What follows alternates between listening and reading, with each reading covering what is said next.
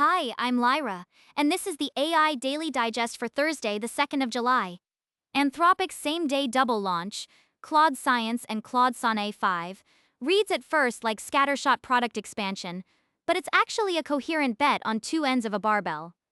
Claude Science is maximalist, a workbench wired into 60-plus scientific databases, a coordinator and reviewer agent architecture, full auditable execution history, and Nvidia's BioNeMo toolkit, engineered to run entirely on a lab's own hardware so genomic and proteomics data never leaves the building.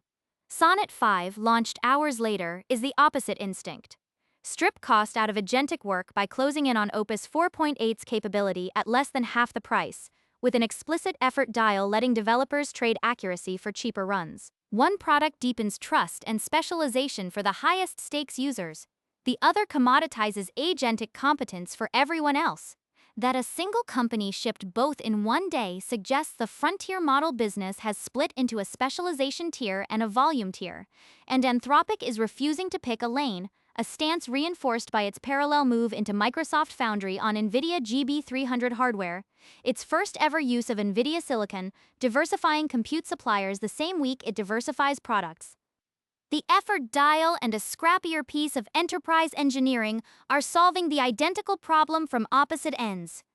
404 Media reports that OpenAI, Nvidia, GitHub and others are now prompting Claude and Codex to answer in clipped, caveman phrasing, cutting output token volume by 65 to 75% while preserving technical precision. A brute force workaround because the models themselves don't expose a verbosity knob. Sonnet 5 builds that knob directly in. Google is chasing the same axis from the media side. Nano Banana 2 Lite generates images in 4 seconds for 3 cents each, and Gemini Omni Flash prices video at 10 cents a second, both tuned for speed and cost over ceiling capability.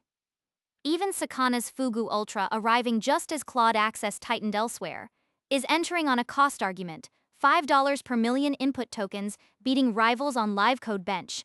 None of these are capability stories. They're unit economics stories dressed as feature launches. The live competition isn't who's smartest anymore. It's who makes good enough, cheap enough to stop being a line item anyone notices. Well, that was the news I saw for today. Thanks for watching, and I'll see you tomorrow.